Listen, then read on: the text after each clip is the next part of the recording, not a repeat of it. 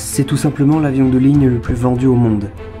Cumulant plus de 15 000 commandes de la part des compagnies aériennes, il fut le premier avion civil doté de commandes de vols électriques. Grâce à des innovations technologiques de taille, il séduit le monde aéronautique mondial depuis plus de 30 ans, si bien que 60 appareils sortent aujourd'hui des usines Airbus chaque mois. Découvrez l'histoire d'un succès, embarqué à bord de l'A320.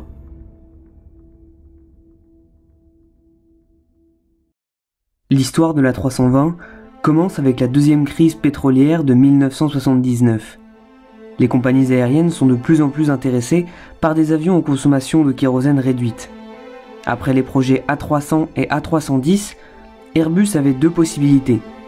Développer l'A320 comme un quadriréacteur long courrier, à l'instar de l'A340 actuel, ou comme un moyen courrier.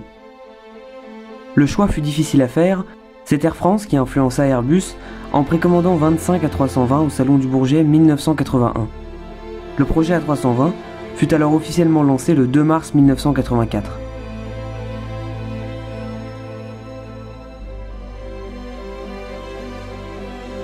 Le premier prototype fut présenté au public à Toulouse lors d'une fastueuse cérémonie le 14 février 1987, avec plus de 2000 invités, dont la princesse de Galles Diana et son époux Charles, qui baptisèrent le prototype au champagne. C'est ce même appareil qui effectua le premier vol d'essai 8 jours après la cérémonie, le 22 février 1987.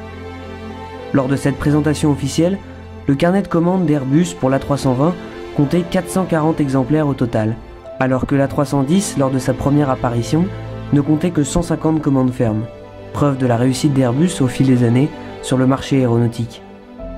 Le premier appareil fut livré en mars 1988 et mis en service par Air France en avril 1988 sur la liaison Paris-Berlin.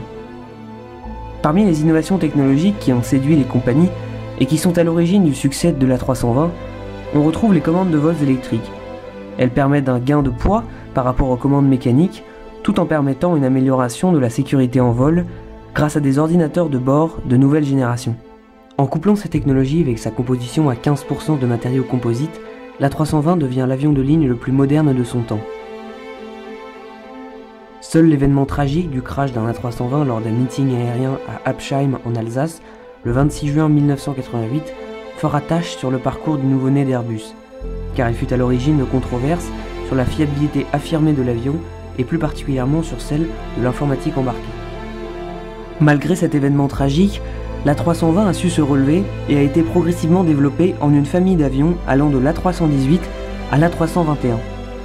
Ces appareils se distinguent principalement par la longueur de leur fuselage, ainsi que par quelques autres différences mineures sur les dispositifs hypersustentateurs, les gouvernes et la puissance des moteurs. Cette famille d'appareils partage les mêmes systèmes, le même type de cabine et le même cockpit. Cela permet aux compagnies de former plus rapidement et à moindre coût les pilotes d'un avion de la famille A320 à un autre.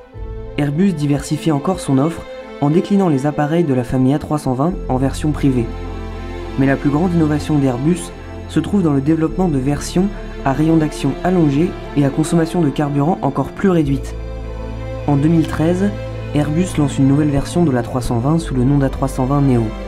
Il possède une autonomie augmentée de 1000 km par rapport à l'A320 classique, consomme 20% de kérosène en moins par passager, tout en réduisant ses émissions sonores de 50%.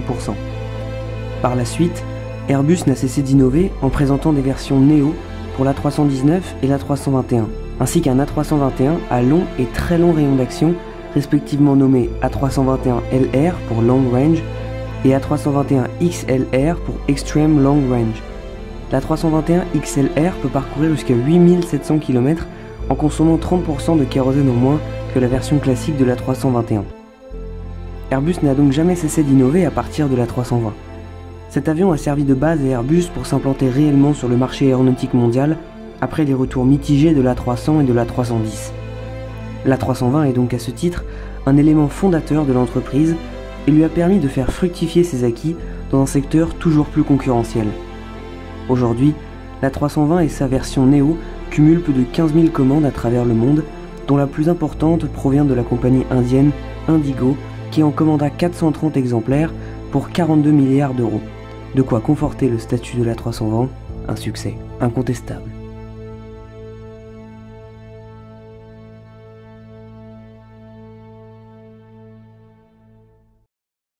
Ainsi s'achève ce court documentaire sur cet appareil incontournable qu'est l'A320.